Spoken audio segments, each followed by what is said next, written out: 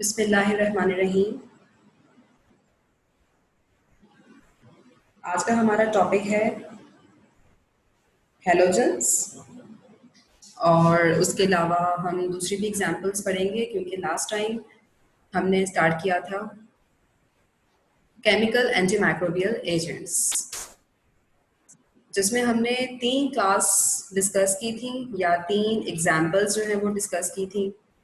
सबसे पहले soaps and detergents की बात की थी। एसिड एंड अल्कलीज के हवाले से हमने देखा था, डिस्कस किया था। और हैवी मेटल्स, हमने इनका एक्शन देखा था कि इनका एंटी माइक्रोबियल एक्शन जो है वो किस तरह ऑब्जर्व किया जाता है और उनमें कौन कौन सी एग्जाम्पल्स हैं जो अपना इफेक्ट प्रोड्यूस करती है। इसी तरह आज जो है वो कुछ और क्लासेस हम देखेंगे। सबसे पहले आता है हैलोजेंस। हैलोजेंस में एग्जाम्पल जो है इस क्लास में वो है हाइपोक्लोरस एसिड, क्योंकि ये क्लोरीन प्रेजेंट है। Hypochlorous acid formed by the addition of chlorine to water effectively controls microorganisms in drinking water and swimming pools. Hypochlorous acid है जो प्रोड्यूस होता है by the addition of chlorine to water, और इसका भी जो है एंटी माइक्रोबियल एक्शन जो है वो देखा जाता है, ऑब्जर्व किया जाता है, इवन कि यूज किया जाता है ड्रिंकिंग वाटर में और स्विमिंग पूल्स में। It is the active ingredient in household bleach and is used to disinfect food utensils and dairy equipment. Commonly जो है जो घरों में हाउस होल्ड ब्लीच यूज होता है वहाँ उसमें भी हैलोजन प्रेजेंट होता है या हाइपोक्लोरस एसिड है या हैलोजेंस की बात हम कर रहे हैं, तो उसमें हाउस होल्ड ब्लीच में भी जो है वो ये इसकी एग्जांपल आती है। और इसका यूज क्या है कि ये डिसइंफेक्ट करता है फूड यूटेंसिल्स को और डेयरी इक्विपमेंट, जो जैसे बटर है, चीज है, मिल्क है, उसके प्रोसेसिंग के लिए जो इक्विपमेंट यूज किए जाते हैं, तो उसमें भी जो ये हैलोजेंस हैं वो यूज किए जाते हैं एंटी माइक्रोबियल एक्शन के लिए। It is effective in killing bacteria and inactivating many viruses. यहाँ बैक्टीरिया और वायरस दोनों के हवाले से बात हो रही है कि बैक्टीरिया को किल करने के लिए भी यूज होते हैं और वायरस को इनएक्टिवेट करने के लिए भी ये एग्जांपल यूज की जाती है। लेकिन कॉमनली जो स्विमिंग पूल्स हैं और ड्रिंकिंग वाटर है उसमें भी यूज किया जाता है ताकि माइक्रो ऑर्गेनिज्म को कंट्रोल किया जा सके।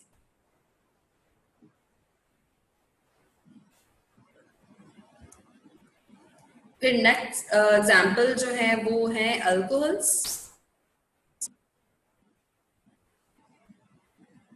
When mixed with water, alcohols denature protein.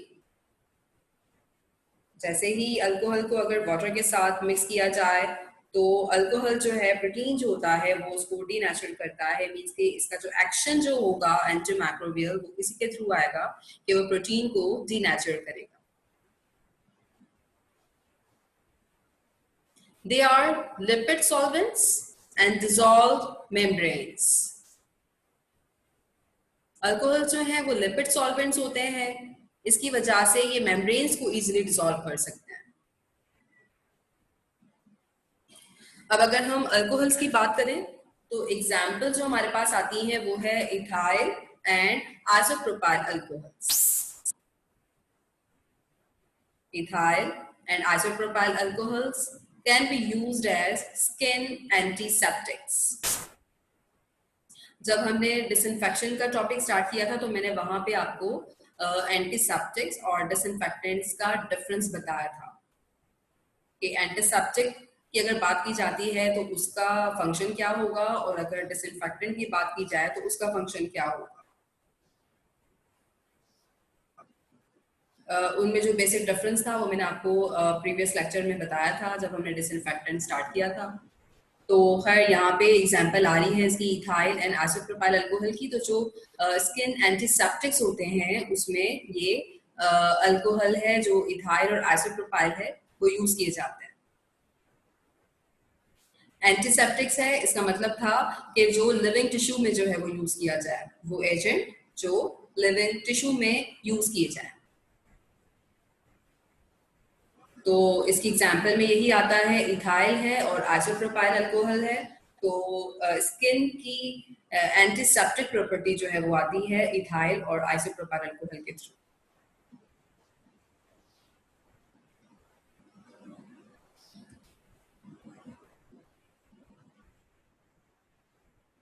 Isopropyl alcohol disinfects skin where injections will be made or blood drawn. Isopropyl alcohol आपने देखा है आपकी डेली लाइफ में, डेली रूटीन में, या हॉस्पिटल विजिट जब होता है तो उसमें अगर कोई टेस्ट करवाना है तो ब्लड ड्रॉ किया जाता है, या कोई इंजेक्टेबल्स यूज हो रहे हैं तो पहले जो है एक डिसइंफेक्ट किया जाता है आपकी स्किन को।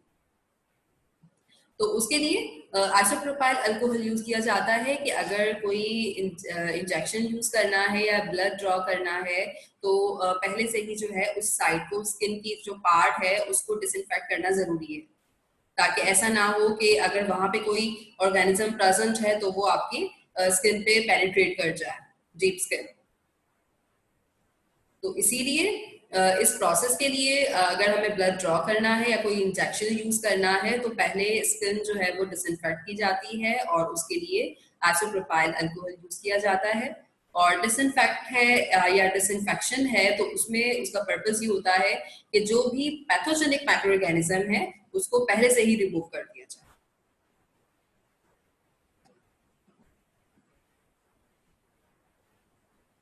Alcohol disinfects but doesn't sterilize skin. यही पॉइंट मैंने आपको बताया कि डिसइंफेक्ट तो करता है, मींस के जितने भी पैथोजेनिक ऑर्गेनिज्म होंगे वो रिमूव होंगे, लेकिन कंप्लीटली हम ये नहीं कह सकते कि स्टेरिलाइज हो जाए। इसका रीजन क्या है? Because it evaporates quickly. Alcohol है तो वो इजिली जो है वो और क्विकली जो है वो एवेपोरेट हो जाता है and stays in contact with microbes for only a few seconds. जाहिर है अगर वो क्विकली एवेपोरेट हो रहा है तो उसका जो कांटेक्ट होगा माइक्रोब से वो बहुत ही कम टाइम के लिए हो। जाहिर है जब कांटेक्ट ही कम टाइम के लिए होगा तो इट मीन्स कि वो स्टेरिलाइजेशन जो है वो प्रॉपर नहीं हो पाएगी। तो ये वही पॉइंट डिस्कस हो रहा है कि alcohol disinfects but doesn't sterilize skin because it evaporates quickly and stays in contact with microbe for only a few seconds. It also doesn't penetrate deeply enough into pores in the skin.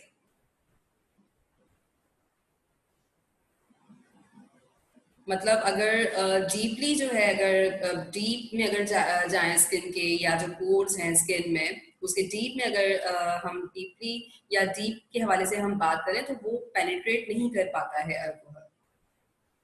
So it also doesn't penetrate deeply enough into pores in the skin.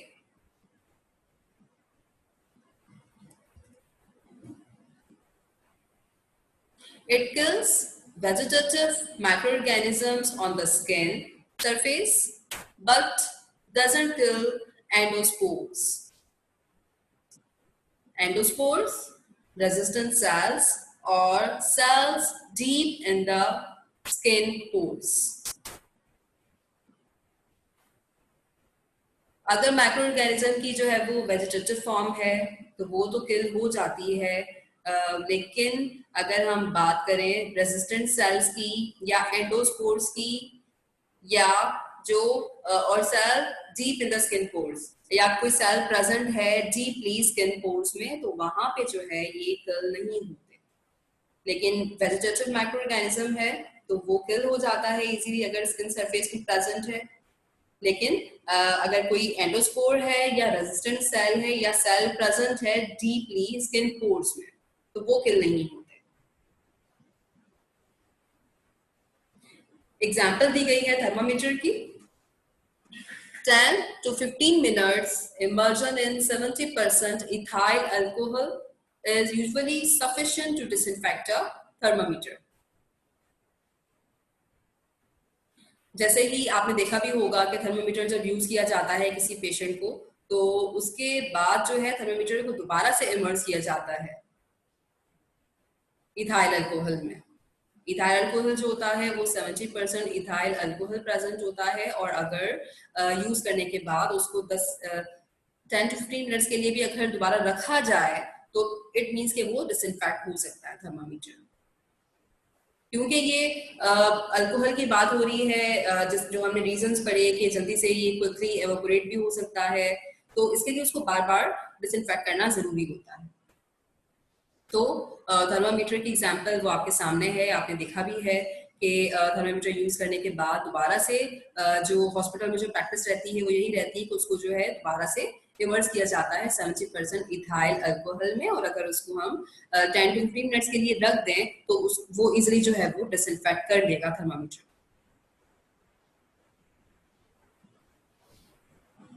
So 10 to 15 minutes immersion in 70% ethyl alcohol is usually sufficient to disinfect a thermometer.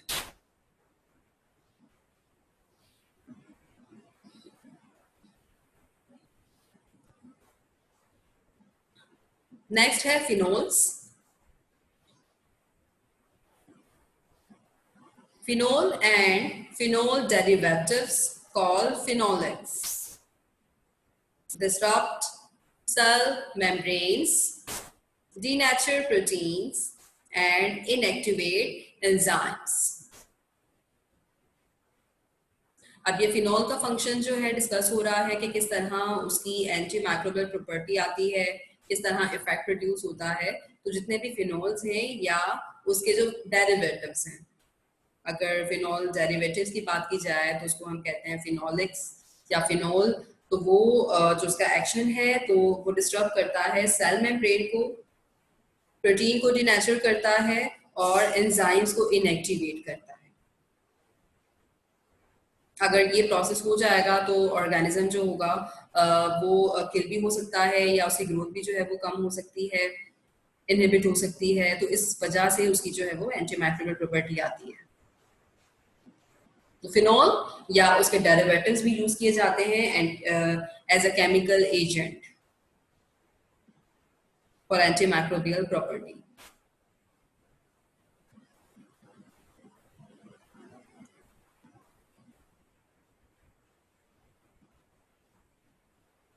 अब इसी examples हम देख लेते हैं कि phenols में कौन कौन सी एग्जांपल्स आती हैं। जैसे एम्फाइल है which contains amylphenol, destroys vegetative form of bacteria and fungi and inactivate viruses. Amylphenol है जो फिनॉल में जो फिनॉल की एग्जांपल्स हैं, यहाँ पे भी वो वेजिटेटिव फॉर्म जो है उसको डिस्ट्रॉय करेगा, चाहे वेजिटेटिव फॉर्म बैक्टीरिया की हो या फंगाई की हो। मीन्स कि स्पोर्स जो है उसको ये इनहिबिट नहीं करेगा, लेकिन वेजिटेटिव फॉर्म्स होंगी बैक्टीरिया की, और अगर फंगाई है तो उसको जो है ये डिस्ट्रॉय कर सकता है, और वायरस को भी ये इनएक्टिवेट करते हैं phenols.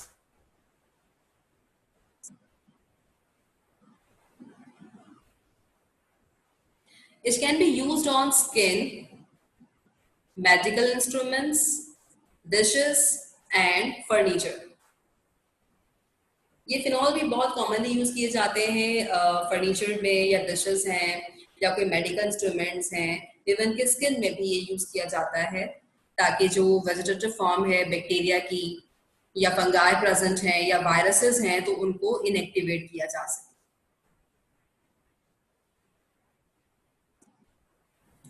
When used on surfaces, it retains its antimicrobial action for several days. अगर सरफेसेस पे यूज हो रहा है ये फिनॉल, तो उसकी जो है एंटी माइक्रोबियल एक्शन जो है वो ज्यादा ऑब्जर्व किया जाता है, मीन्स के उसका इफेक्ट जो है वो बहुत दिनों तक रह भी सकता है। मीन्स के इसकी जो एंटी माइक्रोबियल प्रॉपर्टी है वो बहुत ही अच्छी होती है कि अगर उसको सरफेस पे यूज किया जाए तो उसका जो एंटी माइक्रोबियल एक्शन होगा वो बहुत दिनों तक रिटेन रहेगा।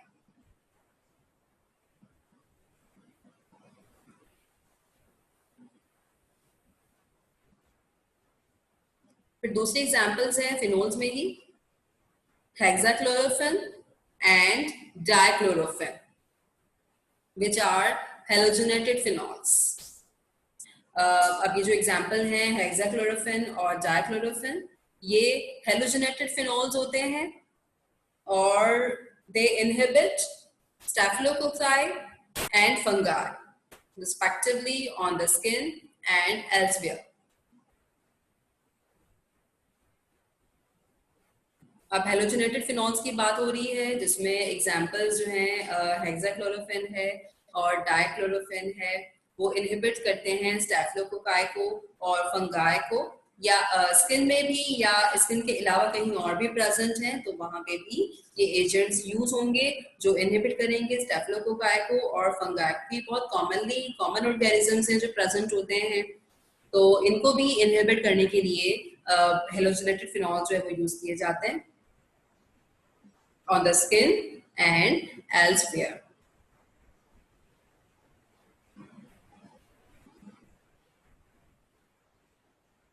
दूसरी एग्जाम्पल है chlorhexidine gluconate,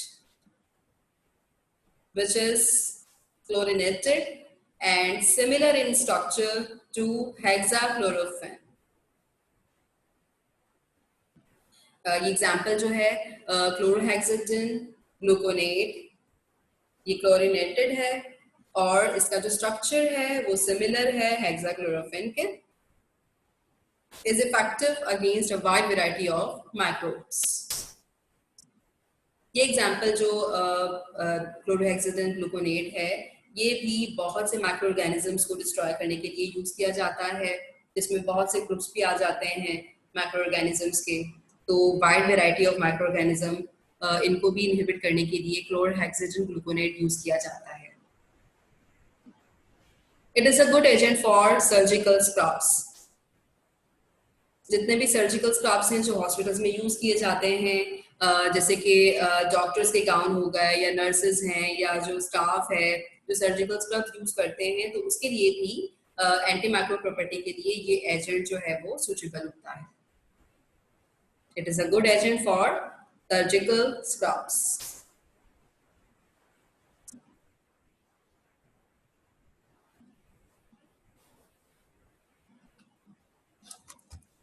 फिर नेक्स्ट क्लास जो है वो है ऑक्सीडाइजिंग एजेंट्स, जिसमें हाइड्रोजन पेरोक्साइड की एग्जांपल आती है, बहुत ही कॉमनली यूज किया जाता है हाइड्रोजन पेरोक्साइड। देख लेते हैं इसका oxidising agents, disrupt disulphide bonds in proteins. जितने भी डाइसल्फाइड बॉन्ड्स होते हैं जो प्रेजेंट होते हैं प्रोटीन्स में, उनको डिस्टर्ब करता है ये oxidising agent, and thus disrupt the structure of membranes and proteins. अगर प्रोटीन के डाइसल्फाइड बॉन्ड्स ही डिस्टर्ब हो रहे हैं तो इसकी वजह से जाहिर है कि जो स्ट्रक्चर होगा मेम्ब्रेन्स का और प्रोटीन का वो डिस्टर्ब होगा। इस तरह इसका एक्शन जो है ऑब्जर्व किया जाता है ऑक्सीडाइजिंग एजेंट का, कि जो डाइसल्फाइड बॉन्ड्स प्रेजेंट होते हैं प्रोटीन में उनको डिस्टर्ब करता है।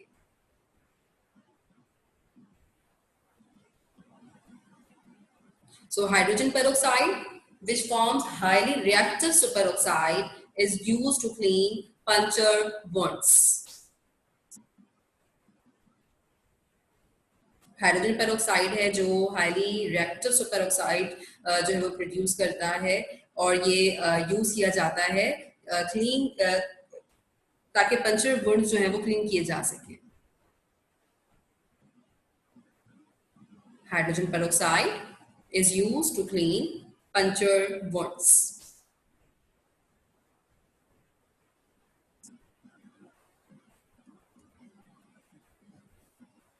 A recently developed method of sterilization that uses vaporized hydrogen peroxide can now be used for small rooms or areas such as glove boxes and transfer hoods. एक तो function जो है मैंने आपको बताया कि वो पंक्चर वुंड्स को क्लीन करने के लिए यूज किया जाता है हाइड्रोजन पेरोक्साइड। उसके अलावा उसकी जो वेपराइज्ड फॉर्म है, वेपराइज्ड हाइड्रोजन पेरोक्साइड, ये भी यूज किया जाता है स्मॉल रूम्स में या स्मॉल एरियाज हैं जैसे कि ग्लव बॉक्सेस हैं या ट्रांसफर हुड्स हैं। आपने लैब में भी देखे हैं जो आपके मीडिया है या कल्चर है ट्रांसफर करने के लिए जो यूज किया जाता है, लैमिनार फ्लो हुड है या ट्रांसफर हुड्स हैं, तो उसमें भी जो हाइड्रोजन पेरोक्साइड है उसकी वेपराइज्ड फॉर्म जो है वो यूज की जाती है ताकि पहले से ही जो ऑर्गेनिजम्स मौजूद हैं उसको वो रिमूव हो सके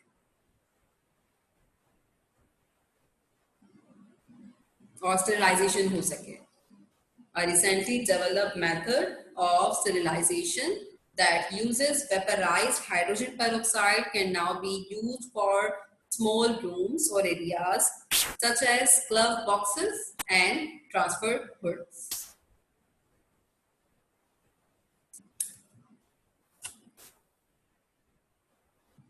Another oxidizing agent, that is potassium permanganate, is used to disinfect instruments and in low concentration to clean skin. अब यहाँ पे एक तो एग्जाम्पल हमने हाइड्रोजन पेरोक्साइड डिस्कस की, दूसरी है पोटेशियम परमेंगनेट। ये भी यूज किया जाता है इंस्ट्रूमेंट्स को डिसइंफेक्ट करने के लिए, और अगर स्किन को क्लीन करना है तो वहां पे फिर इसकी लो कंसंट्रेशन यूज की जाती है।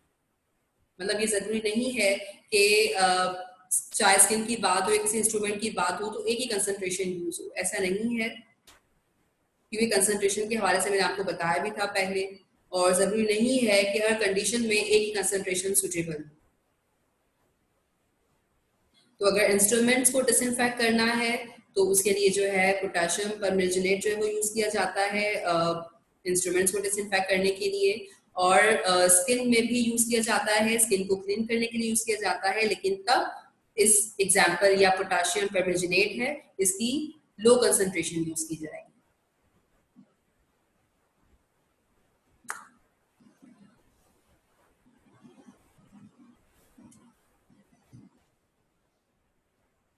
नेक्स्ट क्लास है अल्काइलेटिंग एजेंट्स।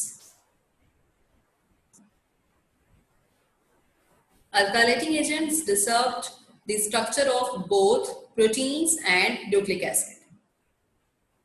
अब यहाँ पे जो इसके एक्शन की बात हो रही है तो प्रोटीन और न्यूक्लिक एसिड दोनों के स्ट्रक्चर को डिस्टर्ब करते हैं ये अल्काइलेटिंग एजेंट्स, क्योंकि उससे पहले जो हमने एग्जांपल्स पढ़ी थी तो उसमें प्रोटीन की बात हो रही थी, लेकिन अगर हम बात करें अल्काइलेटिंग एजेंट्स की तो यहाँ पे प्रोटीन की भी बात हो रही है और न्यूक्लिक एसिड की भी बात हो रही है। तो जो अल्काइलेटिंग एजेंट्स होते हैं वो डिस्टर्ब करते हैं structure of both protein and nucleic acid. Because they can disturb nucleic acid, these agents may cause cancer and should not be used in situations where they might affect human cells. क्योंकि ये nucleic acids को disturb कर रहे हैं तो ये agents जो है वो कैंसर कॉज कर सकते हैं, इसके लिए इनको हमें ह्यूमन सेल्स में जो है वो ये एजेंट यूज नहीं करते, क्योंकि इनका ये भी फैक्ट होता है कि ये कैंसर प्रोड्यूस कर सकता है, क्योंकि न्यूक्लिक एसिड को ही जब डिस्टर्ब कर रहा है तो चांसेस होते हैं कि कैंसर प्रोड्यूस हो। तो इसीलिए ये उन सिचुएशन में यूज नहीं किया जाएगा जहां पे ह्यूमन के सेल्स जो हैं वो affected, because they can disturb nucleic acids. These agents may cause cancer and should not be used in situations where they might affect human cells.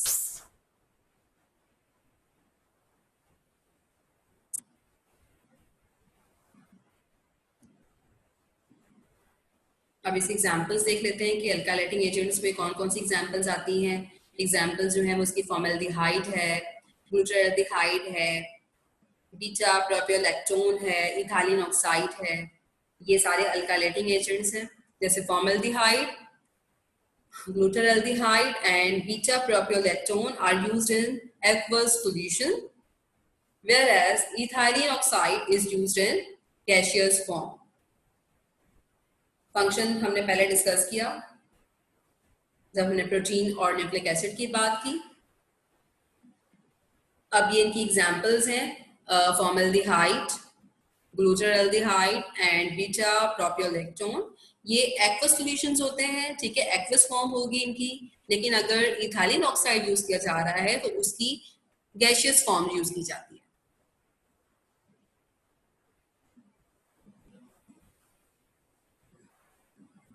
Formaldehyde inactivate viruses and toxins.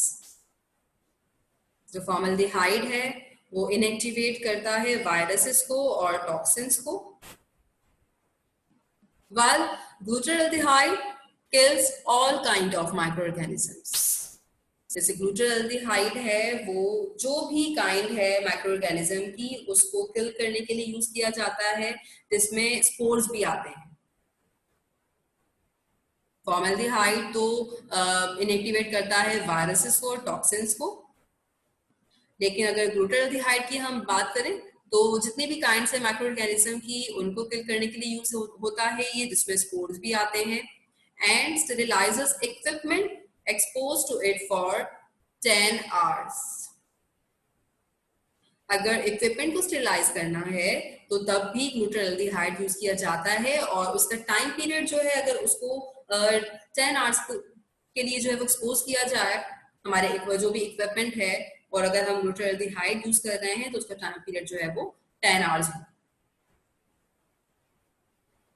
So glutaraldehyde kills all kind of microorganisms including spores and sterilizes equipment exposed to it for 10 hours.